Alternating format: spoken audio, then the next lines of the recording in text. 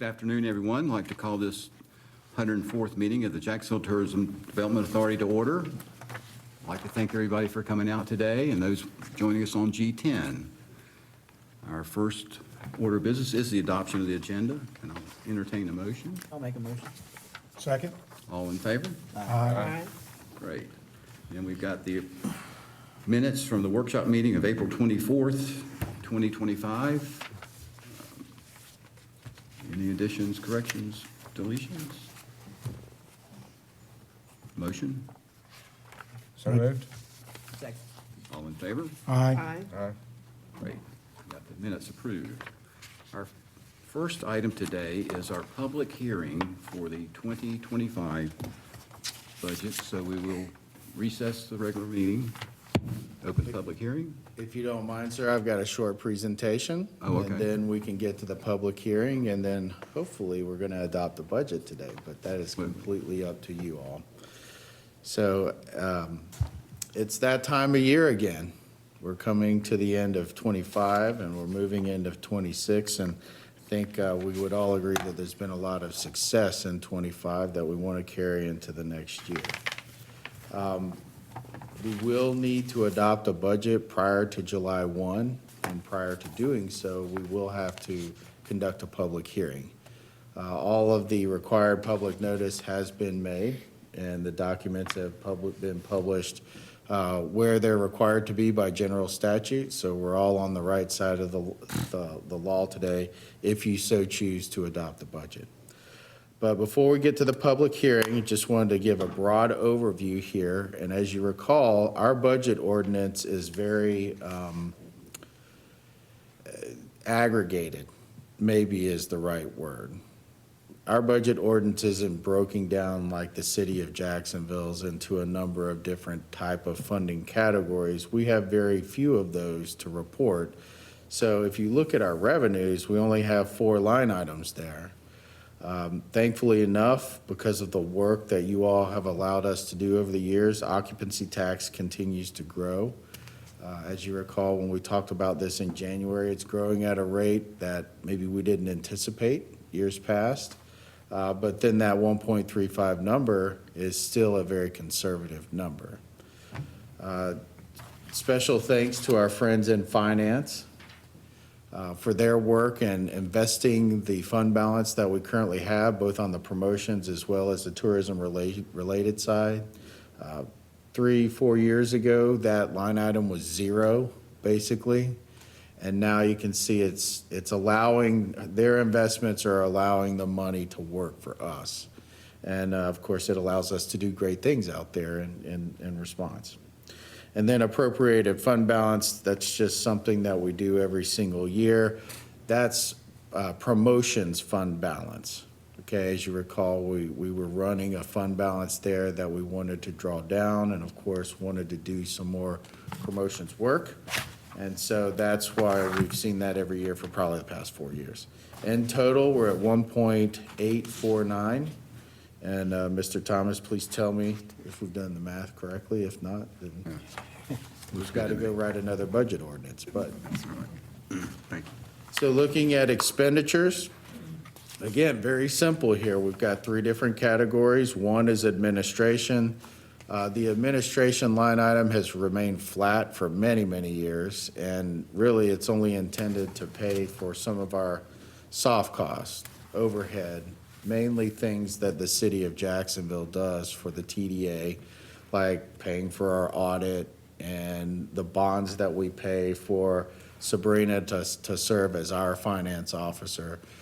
So nothing new there, but then tourism promotion and tourism related, you can see those numbers as well. Typically, tourism promotion is the 1/3 of the 1/3 and 2/3 equation. However, because of the fund balance transfer that we looked at on the previous screen, it's a little bit more than that this year. In total, again, 1.849, so balancing both revenues and expenditures. As you recall, we've been working on this for quite some time. We actually started the budget process in January, and we made a lot of decisions over the various workshops that we had. So hopefully we find ourselves in a great place today to move forward with fiscal year '26. And with that, Mr. Chairman, I'm happy to answer any questions. And if you see fit, it would be a great time to open the public hearing. Any questions? No. All right, I'll close the regular meeting, open the public hearing. Anyone here wish to speak to the Tourism Development Authority's 2025 budget? Hearing none, I'll close the public hearing, and we can proceed to adopt the budget. I make a motion that we accept the recommendation of the staff as presented to us. Second. All in favor? Aye. Okay, we got the budget approved. Anthony, thank you very much. That was a Thank nice you. presentation. Only disappointed we didn't get to hear from Sabrina. Maybe next year. Maybe next year. Maybe next year. She gets to speak enough with the city's budget That's true. development. How about that? We'll spare her from this one. So we'll move on to item number 2. You're going to give us the spending plan, recommended spending plan. Yes, sir. So now that we have an adopted budget, we're good to go for fiscal year '26. However, the way that we've operated for many years is that we develop a spending plan that accompanies the budget that we've adopted for two main reasons. One is to show transparency to the public and how we're going to expend the dollars. You know, again, those 3 or 4 different categories that we show in the budget ordinance, that doesn't provide a whole lot of detail, right? But then it also allows us to plan out, you know, all the different areas we plan to expend the funds when, you know, and what kind of partners we want to bring in to the fold when we're actually operating year to year. So I'm not going to show you the spending plan because it is a god-awful spreadsheet that, you know, takes a lot of paper, won't fit on the screen here. But this is something that we've been working on since January again. And I do want to hit some highlights, though, to really just emphasize to the folks at home what we're looking to accomplish in the coming year. So from the events perspective, you know, these are things like the Pacific Arts Festival, the powwow. We're up to 17 now. And so the natural growth and revenue has allowed us to kind of broaden our support for various types of community events. And of course, given the priorities that we identified during our strategic planning exercise, this is very important to our community, to our organization, to our community. We've got some new ones this year coming on board. We're actually going to be working with Zing Zum Museum, which is great, particularly with all the emphasis that the city is putting on redevelopment of downtown. But then we also have I'm going to have to flip forward to remember this. We also have the MLK Keeping the Dream Alive event that we're going to support. And this is one that's brand new to us, but it seems to be grabbing some traction. The intent is to bring folks from out of town to Jacksonville to come and participate in the march that, of course, has been on New Bridge Street for many, many years. We want to reinvigorate the Bulldog program. It's something that was going strong for a while. It is a wonderful symbol for our community. But now that the Arts Council is back in action, we're spending more time collaborating with them. This is a great way to promote something that we would like to see, that symbology of the Bulldog, but also possibly help them generate some revenue to support the programs and other things that they do. We've allocated some money in the budget to support design of a destination sign for the Carolina Museum of the Marine. Now, while that facility is big and beautiful and wonderful, one of the deficiencies is that it doesn't have a sign out on Montford Landing Road to basically show people where it is. And so we have not committed to build anything with this budget, but what we have committed to is assisting with some of that feasibility study and the design. Trails and blueways go along with what we identified in the strategic plan regarding the focus on outdoors, access to the water, et cetera. This is going to be improvements to our wayfinding signage. Unfortunately, we don't currently have like rules of use posted and things of that nature. And then we also plan to do some informational signage in areas like Sturgeon City and downtown where we want to take the trail down there. We want to give people that experience, but there's no way to do that right now. So just some really attractive signage there. We're also working on a web application and mobile phone application for all of those. And then the hospitality roundtable, I think anyone who's participated, Mr. Young and Ms. Smith, that's been a wonderful investment of our time and our resources. And the roundtable, for those who are not familiar, we do it every 2 months, and we get stakeholders from throughout the community, whether they're hoteliers or event space owners or just other stakeholders that we work with on an annual basis. We get together, talk about what's going on, figure out how that we can collaborate on tourism, to really just kind of expand the industry in total. And I feel like it's an excellent use of time. We've seen some real tangible outcomes from all of that work too. So those are the overall highlights. Behind the scenes, of course, there's a lot of day-to-day expenditures, but these are the things that we plan to really kind of focus on. Anthony, if you would, could you give us a little more detail on the Bulldog program? Yes. Now, there aren't a whole lot of details yet because it's not fully, not fully vetted. But at the last workshop, what we talked about is, the Bulldogs are those fiberglass little bulldogs that you can either have the Arts Council paint for you or you can paint them yourself. They're symbols of Jacksonville because we've adopted the Bulldog as our mascot. And so the intent here is to buy an inventory of Bulldogs to have on hand because the lead time on these things is months, right? So help them get that inventory on hand so that they actually have the materials to take to different events and to sell to the community. There has been a lot of interest, but unfortunately there hasn't been enough money or time or staff to support it up until this point. So they're available for businesses and individuals if they should so desire to purchase, is that Sure, correct? yeah. So there's different scales of the Bulldogs. There are the small ones that any individual can purchase, right? And then there are, I think, 2 different medium-sized ones, and then a very, very, very large one. The only very large one around is at Jacksonville Station. The ones out front here are kind of the medium-sized ones, but those are limited to business owners.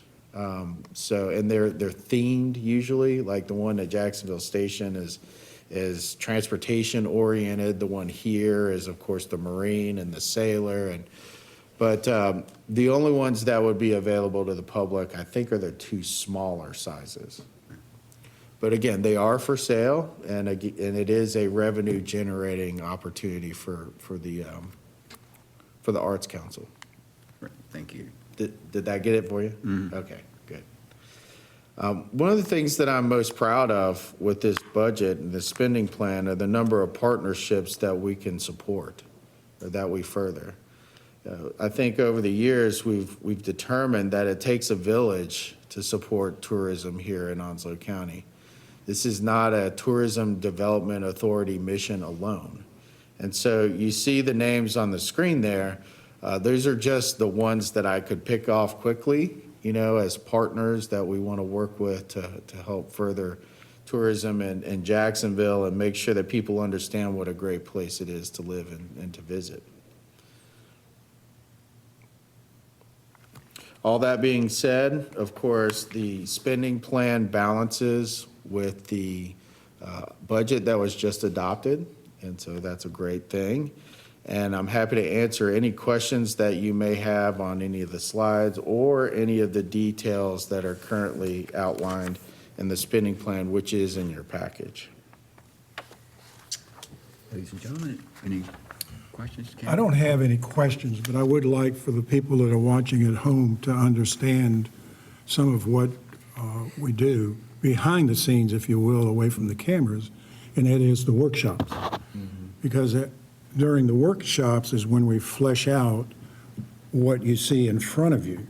So I want everybody to know that this has been vetted by the majority of the board simply through the process of the workshops. And I don't think sometimes, I think sometimes that gets lost with the general public. They hear us debating the budget. Where did that come from? Well, this has already been vetted in the workshops, and I think that's very important for the public to know. So I just want to get that out there. Yes, sir. This is an effort that started in January and has been worked on ever since, so. We appreciate it, yeah. So we've got an opportunity to approve the 2025 spending plan. Mr. Chairman, I would say let's approve this as presented to us in the written form. Second. Okay, motion second, all in favor? Aye. All right, we got that taken care of. Thank you very much. Just so they know we're flexible, I guess we're moving on to the modification of our existing. Yes, sir. This is the Okay. last one that you have to listen to me for, and then you get to listen to people who actually know what they're talking about. We'll bring Scott and Teresa and Glenn up to actually talk about fun stuff. But as we come towards the end of fiscal year '25, and throughout the year, you're very aware that we want the spending plan to be dynamic. We want it to meet our needs as they change throughout the year, and so we conduct modifications. This should be the last one of the fiscal year, and there are just a few items that we need to clean up. As we talked about during our workshop and showed you some great pictures and numbers on Irreverent Warriors, that was a great event, and this is the first time we've been able to support them, and I think we're going to continue into the future. They bring a lot of people from out of town, and they've got a great mission. So aligning funds within the spending plan to support that event. Very exciting as even just a second-year team, the Ospreys were selected to host the Old North State League All-Star Game. So it's going to be a wonderful day. Our friends in the recreation department are working with Ellie and his team to make it just a full-day event, if you will. And there are some expenditures associated with that, so we would ask to reappropriate some money. The Gun Runners Monument, the Gun Runners are not an illicit group. The Gun Runners are a Cobra squadron that have been stationed at New River for many, many, many, many years. They flew Cobras, and now they fly the Viper, but they have gathered a significant amount of public donation to support this monument. And of course, with this amendment, we would support them with just a few $1,000s to get them over to the finish line to have that monument constructed. That monument, of course, would go in the Memorial Gardens just like all the other ones. And then with Visit NC, we had a great time at that conference, learned a lot. Glenn was able to hook a number of fish for us during his pitches with the various media outlets, but unfortunately, the travel costs were a little bit more than we anticipated, so we'd like to reallocate a few dollars there as well. The details are outlined in the spending plan that's included in your package. The changes are shown in yellow. Of course, we're not asking for any additional revenue. We're just looking to repurpose revenue within the existing budget. Everybody clear on these changes? We ready to make a motion, we approve the spending plan modifications? Is it second? All in favor? Aye. We've got that All right. completed. Wonderful. Thank you very much. Thank you, thank you. Now, it looks like we have the opportunity to hear from Mr. Scott Smith. the Jacksonville Onslow Tourism Commission update. Welcome, Thank you Scott. for having me. Always good to come present, and thank you for your continued support of the Sports Commission. I know Mr. Worden really gets excited when I'm here, so try to contain yourself up there, Bob. But since I haven't been here in a while, wanted to go back a little bit. So obviously, you guys are big supporters of the Frogman 5K and Bow Hunters Challenge. Just a quick reminder of what this is. So this is in honor of Chris Campbell, and you see Logan Sosa there in a picture. It starts the morning with the trail run and the 400 acres, and then it's followed by bow hunting challenge. And we've got a little video here we're going to show you from this last year that Teresa and her crew put together.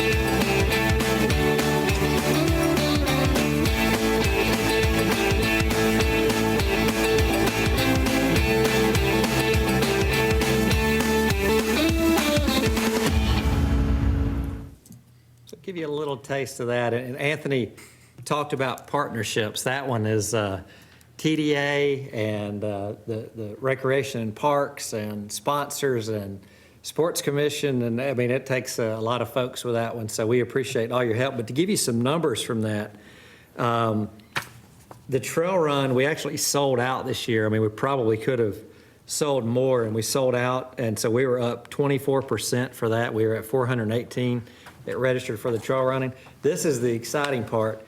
The bow hunters were up 135% over the first year. So we had 141.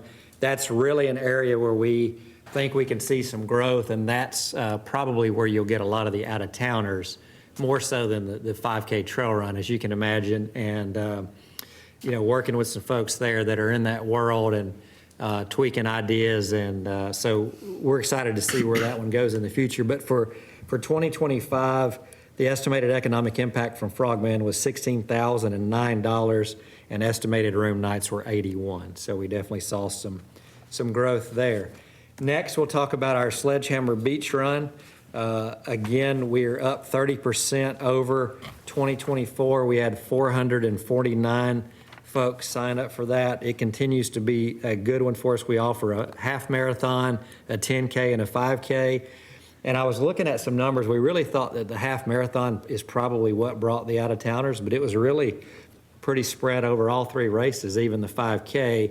I think because it's a beach run, it's unique, and not everybody has that opportunity. But the numbers from that for this year were estimated economic impact was 13,463 and 67 room nights. And we've already been working on ways to continue to be able to grow that event with the space and with the number of runners and the water stops and all those things that we have to do. So because of one of the ice storms that didn't really materialize, we were able to move this event to April. Hallelujah. It was so much warmer. It's typically the first weekend in February at the beach. What's funny is we had already asked North Topsail if we could move it to April in 2026. So this kind of gave us a preview of that, and our numbers were definitely up with it being a little bit warmer. So next up is New River Splash. Little tidbit, I'd been on the job about a month, I think, and Glenn called me and said, we need to have something down at the water. And he actually named it New River Splash. So this is Glenn's event, and it started out as more like a festival, and it's grown now into a triathlon, a duathlon, and a 5K. We had 381 registrants this year. That was up 27 over last year. Estimated 128 room nights, and the economic impact was a little over 21,000. The numbers aren't huge for this event, but it has sort of become a signature event. for us because it's unique, it's on the water. It definitely has its challenges, and we're in the early stages, but Anthony and I are working together to try to work out some of those challenges that we have year to year with this event. And so we'll give you some more updates on that at a later date, but we're, we want to be able to continue to do this. We just got to work around some of the things that make it difficult to do. So some upcoming events I want to share with you. So I'm on the board of the North Carolina Sports Association. We are hosting their annual meeting next week on Monday and Tuesday. We'll survey and find out as far as room nights, but it should bring in about 40 folks. And because it's near the beach, a lot of times they'll come early or stay later. They like to have it near the beach. And this is the first time that we have hosted. Before, it was back before Marisa and I were either one here, so it's been at least 9+ years ago since we hosted this last. And then the Fuji Brazilian Jiu-Jitsu tournament, if you remember, we had the first one of these in January, and for a first-time event, it had over 500 competitors. The estimated economic impact from that was over $45,000 with a 215 room night estimate. So this is the second one, so we actually, and to be in summer, we actually expect those numbers to hopefully go up some. The understanding is he would like to have 2 of these a year in Jacksonville. So if he'll keep bringing those kind of numbers, as long as we can get the commons for him, we'll be happy to let him do that. And then, of course, the biggie, the East Coast Invitational that's been here since 2001. We're going to have 32 teams. In the past, the estimated economic impact has been about $350,000 and anywhere from 700 to 800 room nights. So this is the big one on the calendar to date. Nothing has beat it yet. We're getting close with a couple of those boxing events, but so far the ECI is the biggie. And as you know, we also have an officials camp with that brings in some extra bodies for that week because they train officials during this, so that adds to the teams. And then, if you remember, you guys helped put in the scoreboards on the ends of the commons. That's going to make a big difference for the tournament this year. So that will be a nice addition. And then the World Series of Arm Wrestling is coming back again, if you remember that from last year.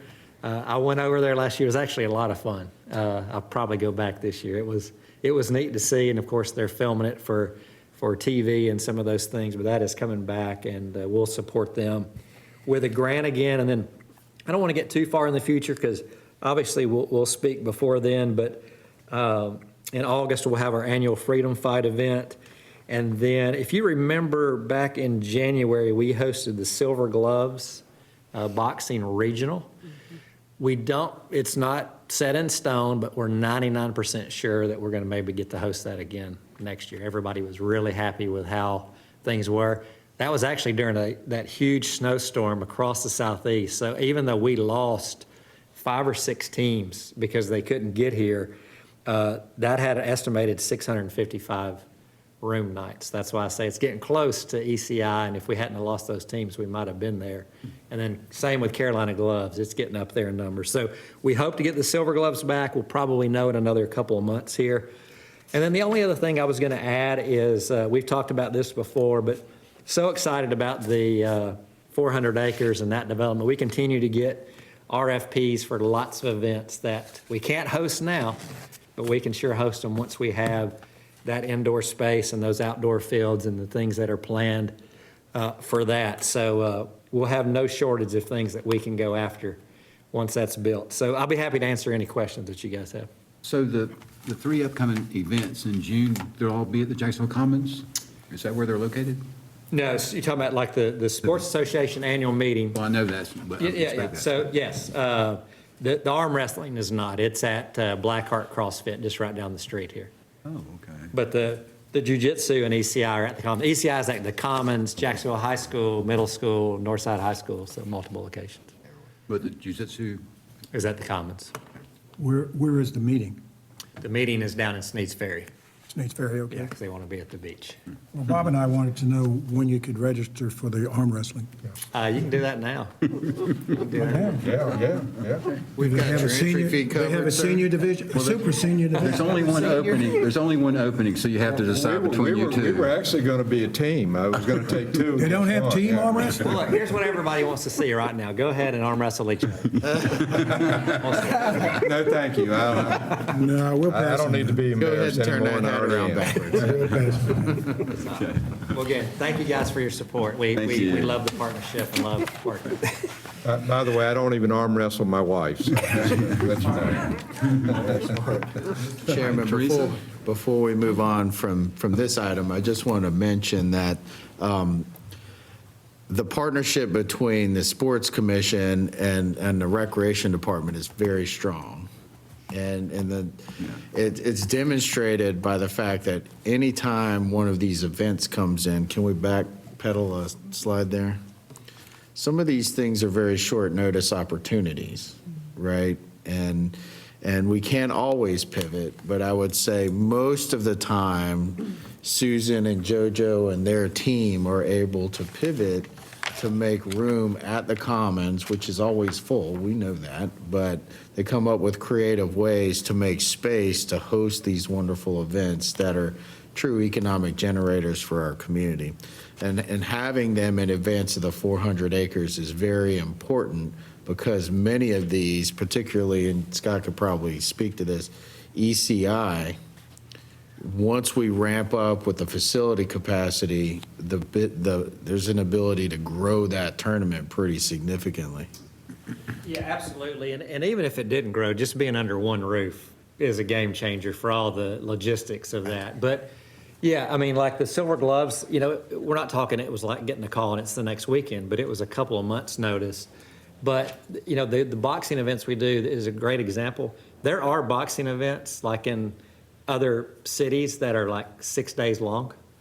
So you can imagine the number of boxers and room nights and that kind of thing. And so, yeah, the opportunities are just kind of endless once some of them may stay the same, some of them may quadruple in size, but if you don't have the space, you can't even begin to look at that opportunity. So, ECI will have some things with sponsored, the way they're doing it, the model may have to be tweaked a little bit, but he turns away teams every year. Right. So we would be able to really make it, again, the model may have to get tweaked because of, they offset some of the room costs and stuff, but it could probably be as big as we really wanted it to be once you have the space to do that. So, yeah, and yes, working with Recreation Parks is fantastic to be able to get Silver Gloves or Carolina Gloves. I know it displaces them with rec basketball, but these are pretty big for our community, so we appreciate that. Yeah, thank you for saying that, Anthony. Yes, sir. Hello, Teresa. Hi. Good afternoon. It's always a pleasure. Since we met, we wanted to bring you up to date on just a couple of events that have transpired. The Filipino Fiesta happened in April, and they had a super event. They were able to actually grow the event. This is the fourth year that they have had the event, and the second year with your marketing support that you grant them. So we were able to grow the festival significantly. Last year, they grew 50%, and this year they grew 25% in overall attendance. They added some things, which they will continue to do. Next year's the 5th, and so they will add more next year. They added some children's activities that happened to fall on Easter weekend this year, so they added some Easter kids' activities, and that went well for them. They added vendor booths, and they added at a recommendation, they added a booth display contest, which kind of upped the game for some of the booth. And they offered a cash prize, so that cash always wins. Mm-hmm. So that went well. Then they added a lumpia eating contest. They already had a balut eating contest, but this was unique and a lot of participation. So you see the girl there, she wasn't playing, she was doing 2 at a time. Mr. Hagan, if you need a partner for that, I'm down. That's the one you're signing up for. Right. So one thing that a challenge that they had last year with the growth of the event was having enough food trucks. Some of the traditional foods sold out like maybe an hour or two before the event was over, and you just don't want that to happen. So they added food trucks this year. You can see the lines, and selected the ones that were the traditional. And if you didn't think the lines were long enough, this was the rolling lumpia. Everywhere they go, this is what the line looks like. And this line was all day. So it was a great event. Then we had the Jacksonville Jamboree on May 3rd. And I'm going to let JoJo recap that since he's here with us today. Hello, JoJo. Hey, thank you for allowing me to speak about one of our big events that we go throughout the year. The Jacksonville Jamboree, that was held at the Jacksonville Commons on Saturday, May the 3rd, and we had approximately 6,500 in attendance there. A lot of preparations goes into this event. A lot of folks take part in this event. Just in our food vendor court alone, we had an increase. We had 21 total food vendors present at that event. And we had about, I believe, we had about 20 on the wait list. So we definitely want to try to make some room for them for next year. So also, in the picture to the right, you'll notice that there's a tent. I'd like to thank you for your support in allowing us to get that tent. That's a 40 by 50 tent, and we're able to use that at some of our large events. And also with the Tourism Development Authority, we'll be able to use that at some of their additional events that they support throughout the year. So some of our events over at the Recreation Department, this tent will be used at the Jamboree and also at the Winterfest and possibly over at our Red, White, and Salute event in November. All right. What you see here, this is one of the highlights of this year's Jamboree. This is actually a new amusement that we were able to bring in, and that is Chain Reaction Sports. They did a BMX demo. I believe there were 3 separate demo times, and that was located in the first parking aisle of the Commons. And every time that demo came up, the gates were full around that whole area. So that was definitely a great addition. We'd love to have them back also for the upcoming years, but that there is the Chain Reaction Sports. So. I'm going to speak for Mr. Hagan. Instead of arm wrestling, let's you and I help them with their stunt demos there. I'm not joining you on that one. I think Mr. Ray had some interest in it. Yes. So, yeah, it brought back some memories for Yeah, him. Josh can be on your team. Yeah, we'll give this to Josh. Okay. You know, I'm afraid of heights, too. so- Before you move on there, where was the team from, JoJo? I believe they were from Newbern or Morehead City. So, yeah. Some of them- Locally. Some of them were from Swansboro. Yeah, so. All right, this picture here, this was a great addition to, the Jacksonville Jamboree had a basketball tournament, and this was an all-time high, I believe, with 50 registered teams. The teams came from all over North Carolina, from Raleigh, Fayetteville. There was a great number of teams locally here that coming from our area, but there were also some teams that coming from Raleigh, so they would have to spend the night at hotels and everything, so. Are those the new scoreboards? I'm sorry? Yeah. Yes. Those are the new scoreboards, right? Yeah. And we were able to give a grant to that event as well. Look nice. And as a side note also, the new scoreboard for the Osprey Field at Jack Amyette, that Tell is us en about it. route. It's what? It is en route. So, Okay. yeah.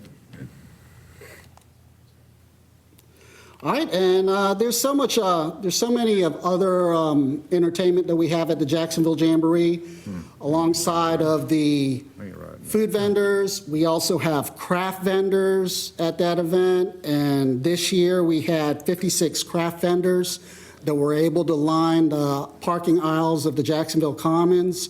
We have amusement that you can see here, the Scrambler. The kids are enjoying that.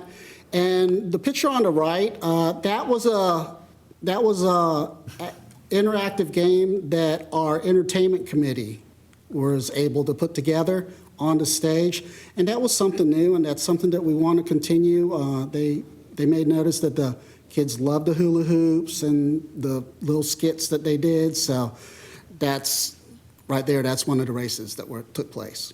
So, let's see here.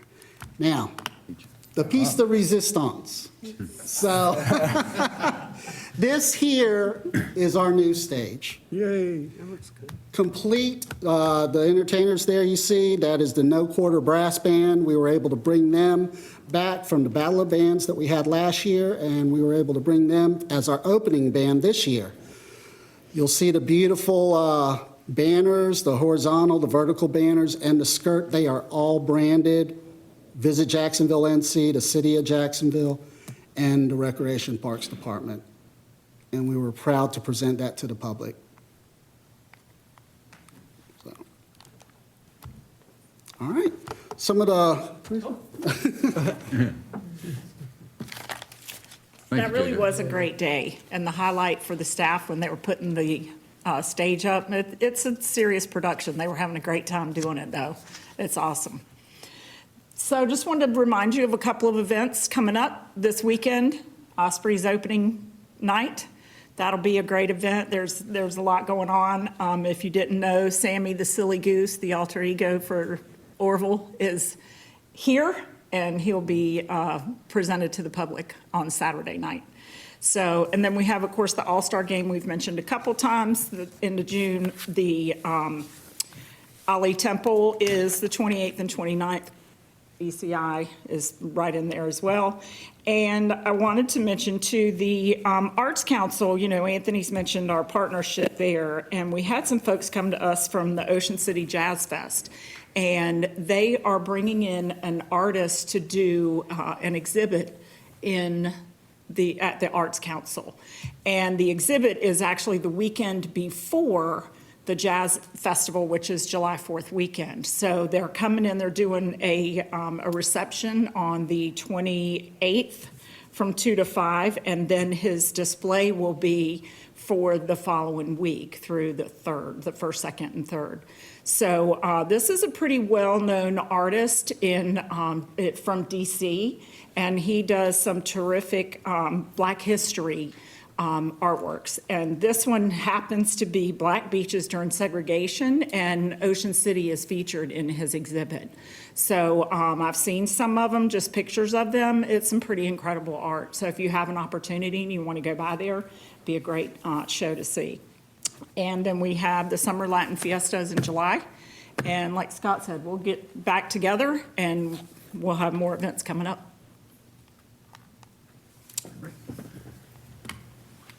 Now you can hear from Glenn Hargett.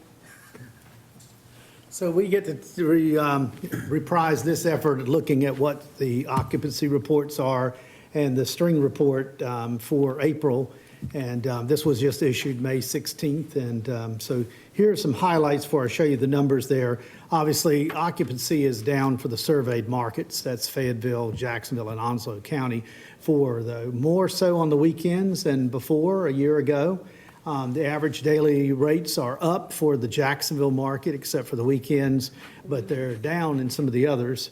Onslow's average rates are following Jacksonville's by % or so. And for year-to-date to April, the daily rates are up for the markets. So I think it's interesting to also look at how many facilities are reporting, because obviously when we started, Sabrina and some of the rest of us, trying to make sure everybody paid, to the occupancy tax.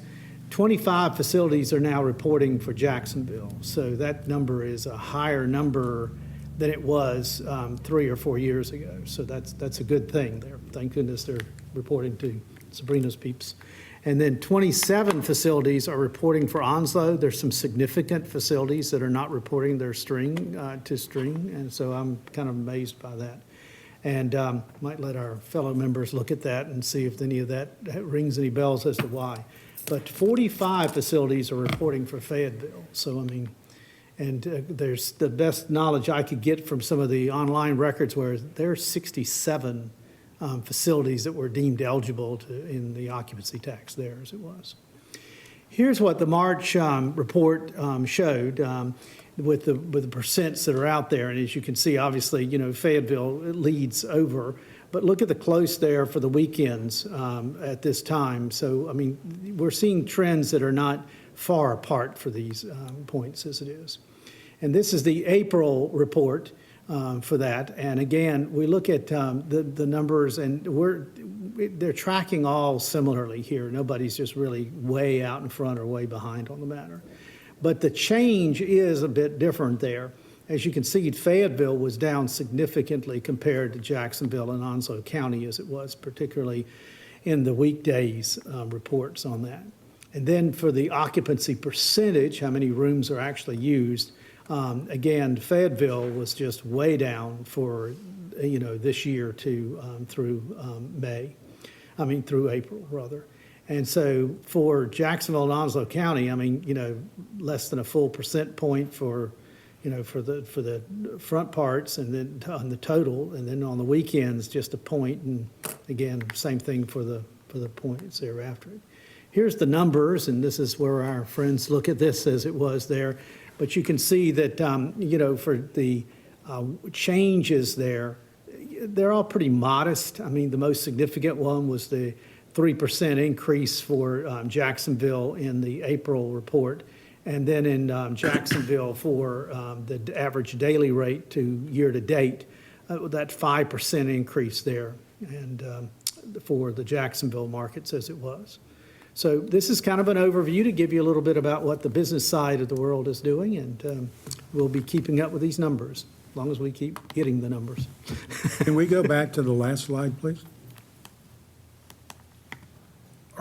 This slide reflects that Fayetteville is actually, their room rates are higher than Yes. Jacksonville or Onslow County. I'm going to tell you, I think some of this has to do, as mentioned, about which facilities are reporting.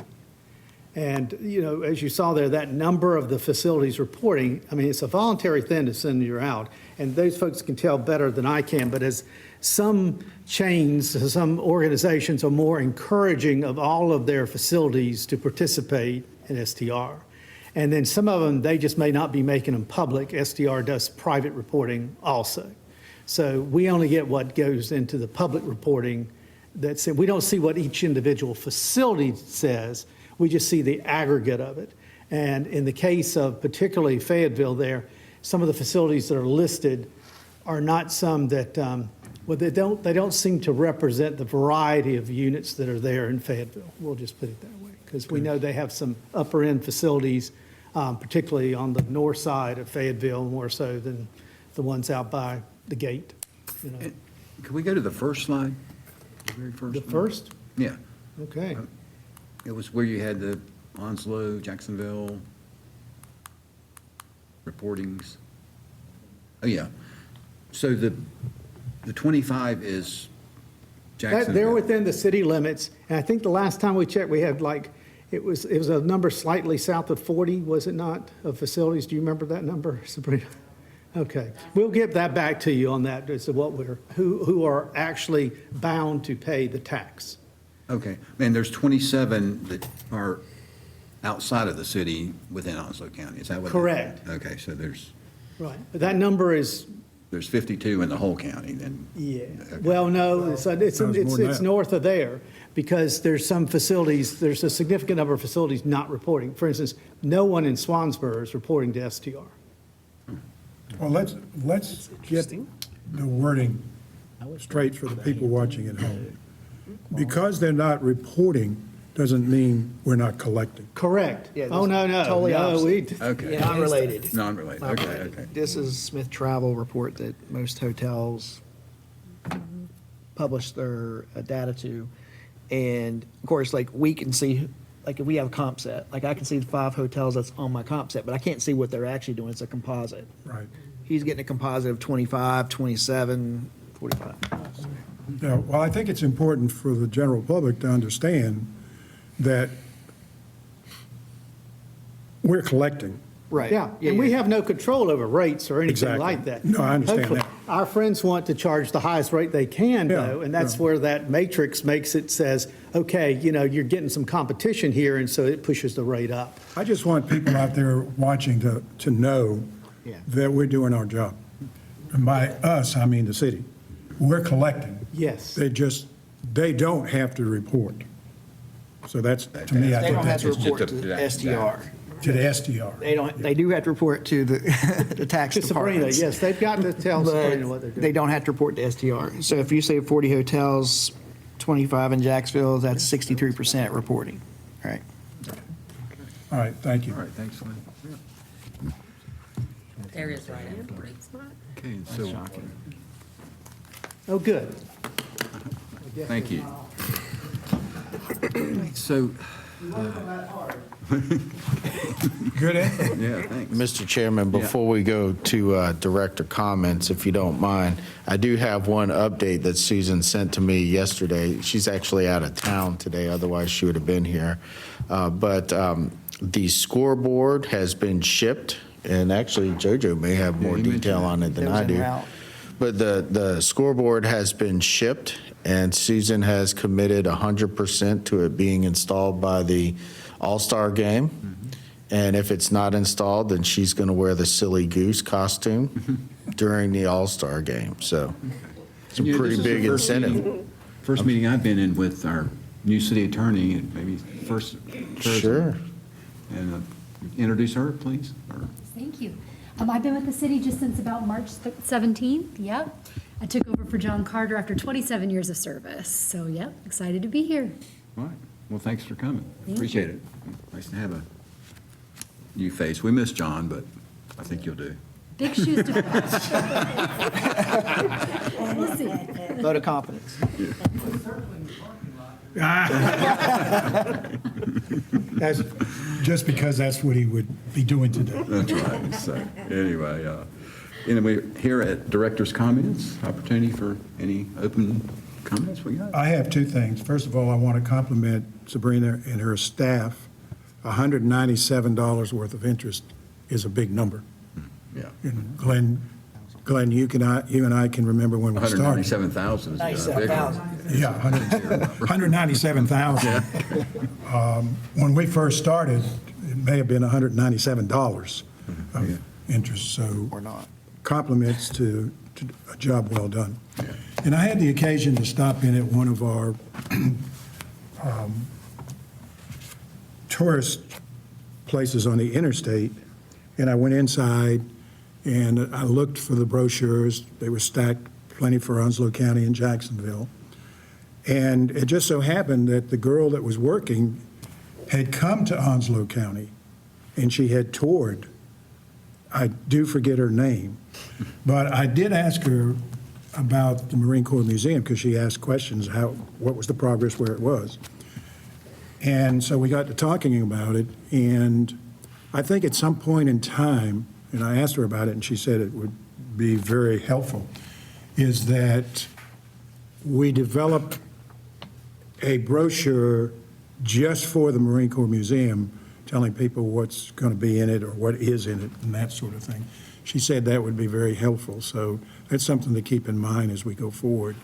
And of course, that would be out of the publicity money.